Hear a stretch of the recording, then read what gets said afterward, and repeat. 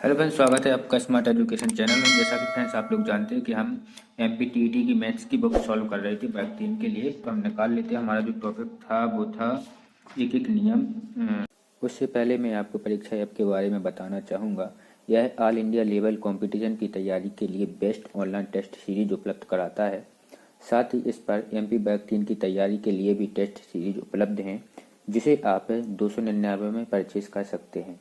लेकिन यदि आप स्मार्ट ED50 कोड का यूज करते हैं तो आप 50% छूट के साथ इसे 149 में परचेज कर सकते हैं।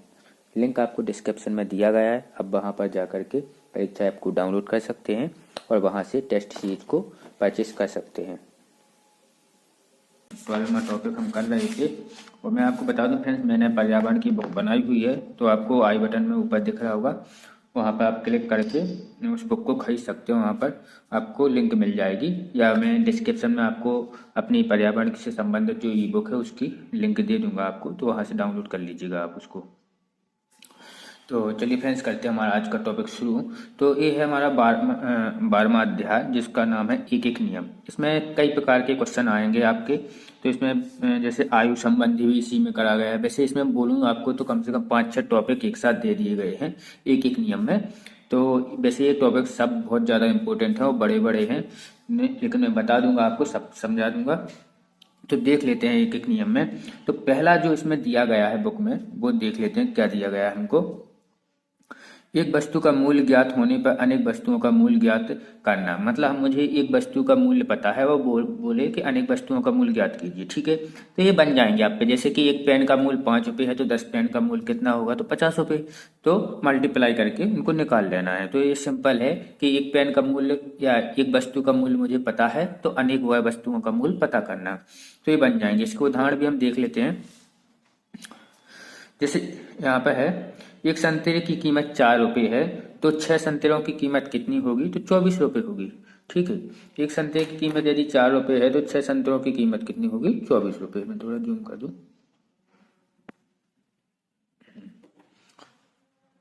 ठीक इसी प्रकार से एक पतंग की कीमत, एक पेन की कीमत, तो इस प्रकार से आएगा। मतलब एक वस्तु की कीमत हमको ज्ञात होगी, अनेक वस्तुओं की हमें ज्ञात करना पड़ेगी। उदाहरण में दिए गए हैं। संतोष ने एक पुस्तक 50 रुपये में खरीदी तो 5 पुस्तकों के लिए उसे कितने रुपए खर्च करने पड़ेंगे। मतलब एक पुस्तक यदि 50 की है तो 5 कितने की होंगी, 250 की, ठीक है।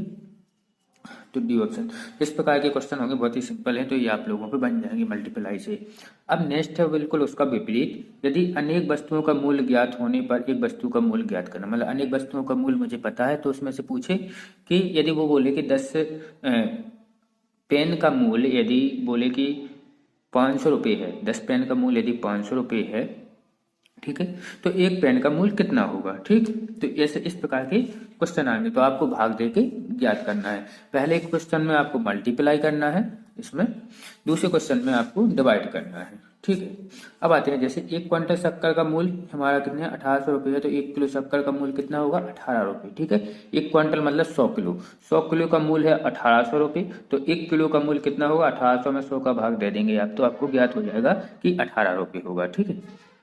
नेक्स्ट है, एक छात्रावास में 30 दिन के भोजन के लिए 2400 किलो गेहूं क्या है पर्याप्त है, ठीक है। मतलब एक छात्रावास है जिसमें 30 एक महीने का जो है खर्चा आता है, या एक महीने का जो गेहूं की खपत होती है वो होती है 2400 क्विंटल, 2400 किलो, ठीक है। 2400 किलो खर्च होती है, तो एक दिन में कितने होगी, तो 30 का हम भाग दे देंगे 2400 में, तो हमें 80 किलो जो है गेहूं एक दिन में खपत होता है उस छात्रावास में, ठीक है। तो इस प्रकार के आएंगे। पहली वाले में क्या है, अपन को मल्टीप्लाई करना था, इसमें डिवाइड करना। अब आते हैं मेन इम्पोर्टेंट जो है, इसमें कई प्रकार के जो है क्वेश्चन दिए गए हैं। पहला है, इसमें पहले थोड़ा थोड़ा उसके बारे में बताया गया, फिर उनके क्वेश्चन दिए गए हैं, तो हम बात कर लेते हैं, उसके बाद हम इसके क्वेश्चन सॉल्व कर लेंगे। अन्य महत्वपूर्ण तथ्य, ठीक है। संख्याओं से संबंधित तथ्य, इसने कुछ तथ्य दिए गए हैं जो है संख्याओं से संबंधित है, ठीक है। तो इसमें क्या है, 2, 4, 6 ये जो है सम संख्या है, ठीक है, क्रमगत सम संख्या है। 3, 5, 7, 9 ये क्रमगत विषम संख्या है, ठीक है, क्रम से दी गई विषम संख्या। दो क्रमगत प्राकृतिक संख्याओं का अंतर एक होता है, सही बात है। प्राकृतिक संख्या मतलब है 1 2 3 4 5 6। तो यदि क्रम से हैं तो उनके बीच में अंतर कितना होता है 1, मतलब 3 और 4 के बीच में अंतर कितना है 1, ठीक है। और दो क्रमगत सम या विषम संख्याओं के बीच में अंतर 2 होता है, ठीक है। जैसे इनके बीच में अंतर देख लीजिए, 2 और 4 के बीच में 2 का अंतर है, 3 और 5 के बीच में भी 2 का अंतर है। सम और विषम में बात कर रहा है, भाज्य और अभाज्य में बात नहीं कर रहा, ठीक है। भाज्य और अभाज्य अलग होते हैं, ठीक। अब आते हैं नेक्स्ट, आयु, सॉरी निकल गया क्या, हाँ, आयु संबंधी तथ्य, ठीक है। तो आयु संबंधी तथ्य इसमें क्या दिया गया है, यदि दो व्यक्ति ए और बी हैं कि वर्तमान आयु x वर्ष है, ठीक है, x वर्ष होगी तथा y वर्ष है। ए की आयु है x वर्ष और बी की आयु है y वर्ष। देखिए इन क्वेश्चनों को मैं पहले आपको एक चीज समझा देना चाहता हूँ, जब भी इस प्रकार से क्वेश्चन दिया गया, यदि दो व्यक्ति ए और बी की वर्तमान आयु x वर्ष तथा y वर्ष है, यदि आप लोगों को पता तो ठीक है, जो नहीं जानते उनके लिए है।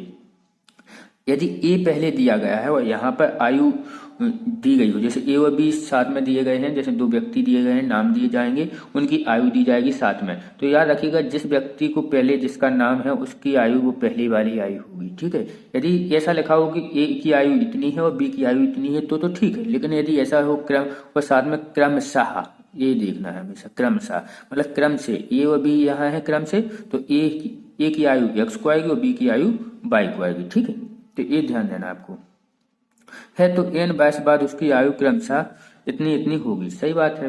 वो बोल रहा है ए की आयु और बी की आयु x और y है, ए की आयु x है और बी की आयु कितनी है y है, ठीक है। तो n वर्ष बाद उसकी आयु कितनी हो जाएगी, तो ए की आयु हो जाएगी x प्लस एन और बी की आयु हो जाएगी y प्लस एन। मतलब जैसे कि मान लेते हैं ए और बी है, उनकी आयु 5 और 10 साल है, ठीक है। ए की आयु है 5 साल और बी की आयु है 10 साल। फिर मैं बोलूं कि 2 साल बाद उनकी आयु कितनी होगी, तो जुड़ेगी ना, 2 साल बाद बोल रहा हूं मैं, मतलब 2 साल के बाद कितनी हो जाएगी, 2 साल पहले बोलूं तो माइनस होगा, 2 साल बाद बोलूं यदि बाद आता है तो प्लस होता है, ठीक है। आयु जुड़ती है, ठीक है। तो इसमें 2 2 जुड़ जाएगा, ए की हो जाएगी हमारी 5 और 2 7 और बी की हो जाएगी 10 और 2 12, ठीक है। तो प्लस हो रहा है ना, तो वही इसमें बताया गया है। इसी प्रकार यदि दो व्यक्ति ए और बी की वर्तमान आयु x तथा y है, ठीक है, तो n वर्ष पूर्व उनकी आयु कितनी होगी। देखो पूर्व बोल दिया, पूर्व मतलब पीछे की बात कर रहा है कि पहले कितनी आयु थी। आज वर्तमान आयु उसमें बोली है कि x और y है, तो दो n वर्ष पहले कितनी थी, तो -n हो जाएगा, ठीक है। जैसे मैं बोलूँ 2 वर्ष पहले उसकी आयु कितनी होगी, जैसे मैं आपसे बोलूँ कि 2 वर्ष पहले आपकी कितनी आयु थी, तो आप अपनी आयु में से क्या करेंगे, 2 वर्ष घटा देंगे और बता देंगे कि 2 वर्ष पहले मेरी इतनी थी, आज इतनी है और 2 वर्ष बाद इतनी होगी, ठीक है। अब आते हैं नेक्स्ट पे, काल एवं समय संबंधी तथ्य, ठीक है।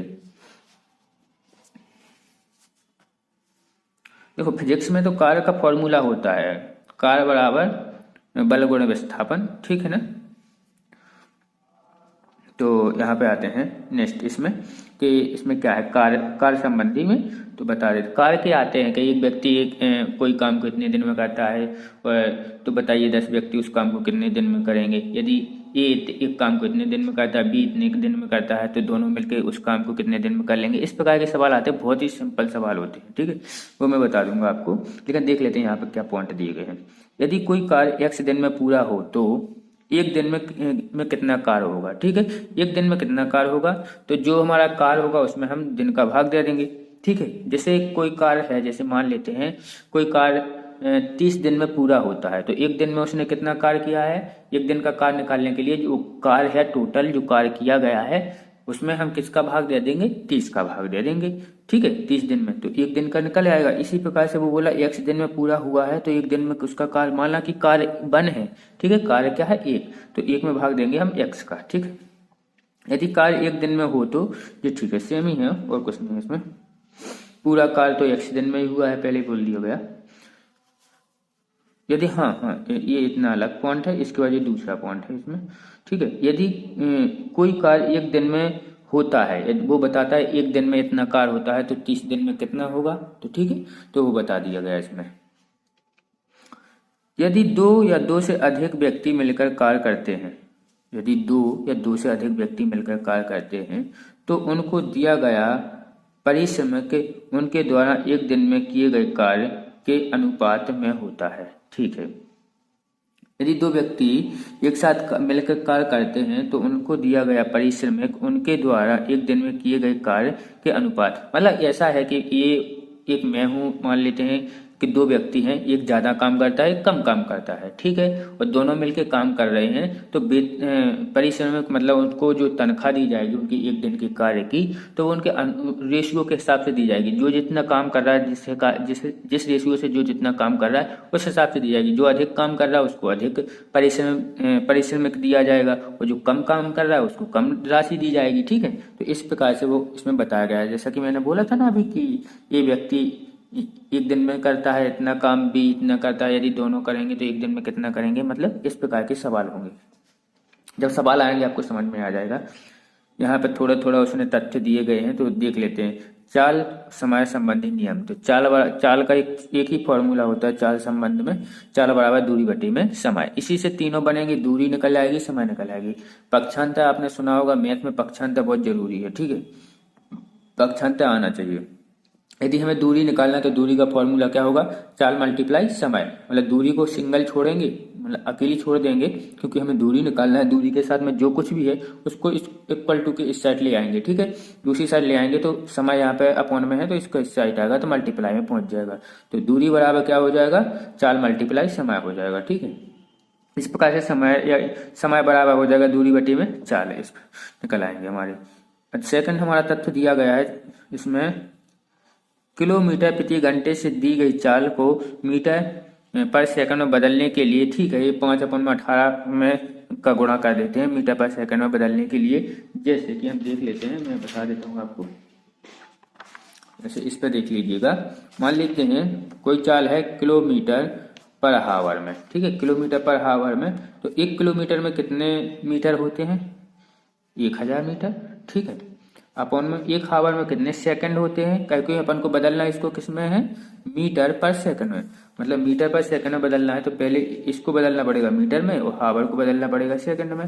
तो सेकंड कितने होते हैं, 3600 सेकंड होते हैं, ठीक है। 1 हावर में 60 मिनट होते हैं और हर मिनट में 60 सेकंड होते हैं, 3600 सेकंड होते हैं, ठीक है। देखिए 2 जीरो से 2 जीरो कट जाएगा, अब काटते हैं 2 से, 2 पंचे 10, 18 दूनी 36, सॉरी, तो 5 वाटी में 18, मतलब सीधे भी हम मल्टीप्लाई करके निकाल सकते हैं, ठीक।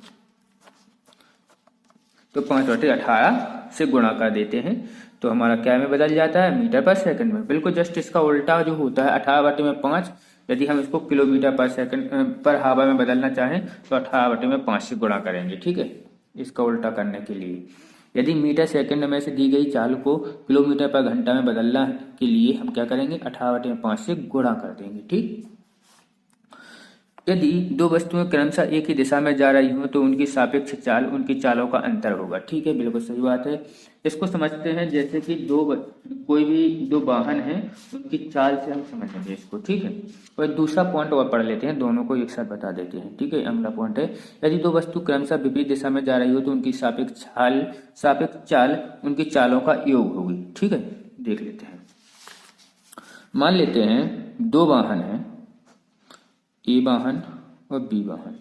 यदि ये एक ही दिशा में जा रहे हैं, एक ही दिशा में जा रहे हैं तो इनकी सापेक्ष चाल जो होगी, सापेक्ष, ठीक है, जो चाल होगी, मतलब सापेक्ष चाल आप समझ सकते हैं कि एक दूसरे को पार करने के लिए जो उनकी चाल होगी, एक दूसरे को पार करने के लिए जो उनकी चाल होगी वो होगी, जैसे एक ही चाल हम समझ लेते हैं 8 किलोमीटर पर हावर है और इसकी चाल 10 किलोमीटर, ठीक है, पर हावर है, तो इसको पार करने के लिए जो इसकी चाल होगी वो होगी 2 किलोमीटर, ठीक है, क्योंकि एक ही दिशा में पार चल रही है, एक ही दिशा में चल रही है, ठीक है। क्योंकि सापेक्ष चाल जो होगी, जब यदि एक ही दिशा में दो वाहन जा रहे हैं तो सापेक्ष चाल बराबर होगी क्या, मतलब जिसकी चाल ज्यादा होगी उसमें से हम माइनस कर देंगे, ठीक है, दोनों चालों का अंतर। तो दोनों चालों का अंतर मतलब है जिसकी बड़ी होगी उसमें से छोटी वाले को घटा देंगे तो बराबर आएगा हमारा 2, ठीक है। ये होगी सापेक्ष चाल। नेक्स्ट है हमारी एक और सापेक्ष चाल है, यदि एक दूसरे के विपरीत जा रहे हैं, ठीक है ना, एक दूसरे के विपरीत। यदि ए इस साइड को जा रहा है और बी इस साइड को जा रहा है, एक की चाल है 8, इसकी चाल है 10, ठीक है। अब देखिए एक दूसरे को पार करने के लिए दोनों अपनी अपनी चाल का योगदान दे रहे हैं। देखिए एक दूसरे को पार करने के लिए दोनों अपनी अपनी चाल का योगदान दे रहे हैं। मतलब बी जो है इस साइड को जा रहा है तो ये अपना योगदान दे रहा है, और ए हमारा इस साइड को जा रहा है तो ये अपना योगदान, मतलब एक दूसरे को पार करने के लिए दोनों अपना अपना योगदान दे रहे हैं। ये इस साइड को तेजी से जाएगा, ये इस साइड को जाएगा। ठीक है, तो इनकी सापेक्ष चाल जो होगी 8 + 10 मतलब 18 किलोमीटर पर आवर। ठीक है, जिस चीज में भी दी गई हो, मीटर पर सेकंड या किलोमीटर, जिसमें भी दिया गया हो उसमें होगा। ठीक है, तो 18 आएगी, मतलब इनकी सापेक्ष चाल निकालने के लिए दोनों की चाल ऐड हो जाएगी, इतना ध्यान देना है, और इनकी क्या हो जाएगी, माइनस हो जाएगी।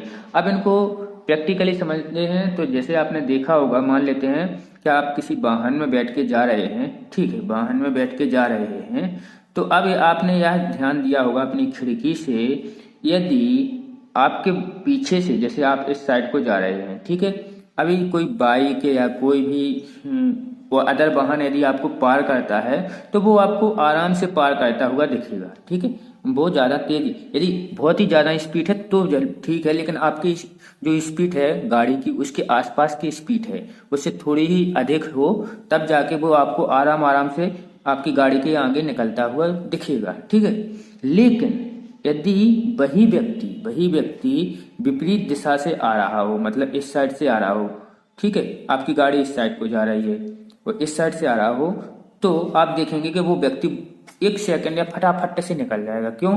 क्योंकि वो अपनी इसकी भी स्पीड है और आपकी भी स्पीड है, दोनों स्पीड एक दूसरे को पार करने के लिए क्या कर रही है, सहयोग दे रही है अपना अपना।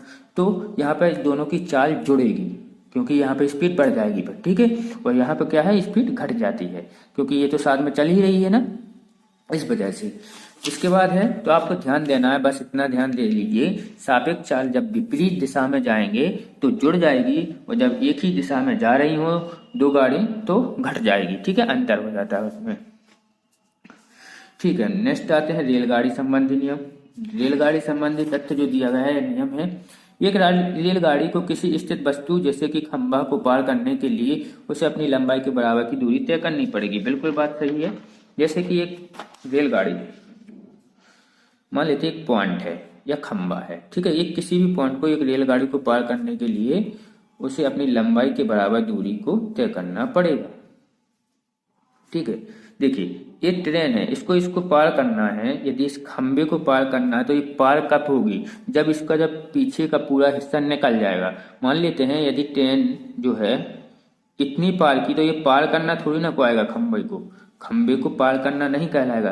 खंबे को पार कब करेगी, जब ट्रेन का पीछे का पार्ट भी निकल जाएगा, ठीक है, इस खंबे से, तो तभी करेगी ना पार। इस खंबे को तभी पार करेगी जब ट्रेन इस खंबे को पूरा, इसके पीछे का भाग पार कर जाएगा, तब जाके ये इसे पार करेगी। इसका मतलब ट्रेन को कितनी दूरी तय करनी पड़ी, जितनी उसकी लंबाई है। इस खंबे को पार करने के लिए ट्रेन आगे बढ़ती जाएगी, और जब उसका ये पीछे वाला भाग यहाँ आ जाएगा तो इसका मतलब है उसने इस खंबे को पार कर लिया। तो उसने कितनी दूरी तय की, जितनी उसकी लंबाई है। आप देख लेंगे जितनी उसकी लंबाई है उतनी ही उसने दूरी तय की है।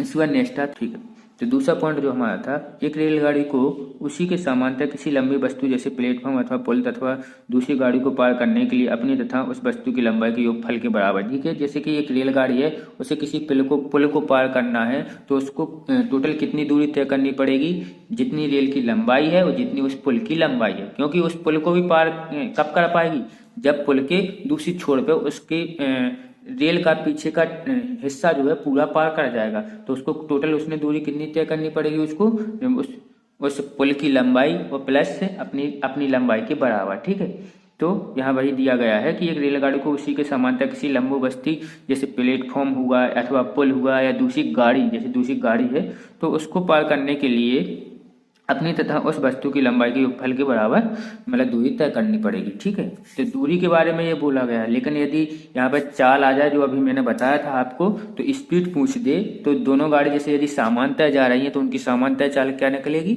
और विपरीत में जा रही है दोनों रेलगाड़ी तो उनकी समांतर चाल क्या होगी। ठीक है, अब नाव में देख लेते हैं। नाव में भी बिल्कुल सेम है। यदि नाव, इसके दोनों पॉइंट में बता देता हूँ, सेम इसी की तरह है कि यदि नाव किसी पानी के बहाव की साइड में ही जा रही है, पानी के बहाव की, जैसे पानी बह रहा है अपना इस साइड को जा रहा है पानी, ठीक है, और उसी साइड को नाव भी जा रही है बहाव के साथ में, तो उसकी चाल जो होगी, उसकी चाल होगी बहाव की चाल प्लस नाव की चाल के बराबर, ठीक है। और यदि उसके विपरीत में आए तो उसकी चाल क्या होगी, जिस प्रकार से अभी ऊपर के दोनों पॉइंट समझे ना चाल के लिए, सेम वैसे ही है। यदि बहाव के विपरीत यदि नाव चल रही है तो उसकी चाल जो होगी उनके अंतर के बराबर, ठीक है। पानी के बहाव के विपरीत जाने पर चाल अपनी तथा पानी के चाल के अंतर के बराबर होती है, ठीक है। नेक्स्ट हम देख लेते हैं हमारा कोण संबंधी नियम, ठीक है। कोण है ये, त्रिभुज के तीनों कोणों का योग 180 डिग्री होता है, ठीक है। दो कोटि पूरक कोणों का योग 90 डिग्री होता है, ये शायद मैं आपको पढ़ा चुका हूँ, ठीक है। समपूरक कोणों का योग 180 डिग्री होता है, ठीक है। इतना थोड़ी याद रखना और कुछ नहीं इसमें, और बाकी आप टॉपिक पढ़ चुके हैं इसको, तो देख लीजिएगा यदि आप भूल गए हैं तो।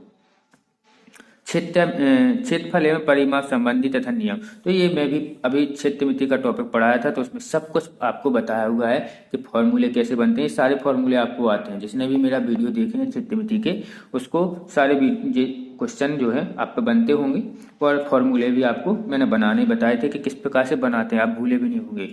आयत के विकर्ण को मैंने बताया था कि उसके जो जितने भी जैसे लंबाई हुए चौड़ाई हुए जितने भी विकर्ण जो उसके इसको क्या बोलेंगे हम, भुजाएं हैं, ठीक है, सॉरी भुजाएं हैं, उनके वर्ग के योग के बराबर होता है, ठीक है। रूट के अंदर उसके वर्ग के योग लगा देते हैं और ज्ञात कर लेते हैं। मैंने ये नियम आपको समझाए थे कि कैसे हम फॉर्मूले बनाते हैं। किसी का भी निकला है, आयत का निकला है, वर्ग का पूछ ले, किसी का भी पूछ ले विकर्ण, तो आप बता देंगे, ठीक है। अब आते हैं ब्याज संबंधी नियम, ठीक है। ब्याज मतलब साधारण ब्याज होता है और चक्रवृद्धि ब्याज होता है। तो साधारण ब्याज बराबर क्या होता है, मूलधन गुणे दर गुणे समय बटे में 100, ठीक है। हमारा साधारण ब्याज बराबर क्या होगा, मूलधन गुणे दर गुणे समय बटे में 100। मूलधन क्या होता है, जो हमें राशि दी जाती है कि किसी वस्तु का मूल्य कितना है, ठीक है।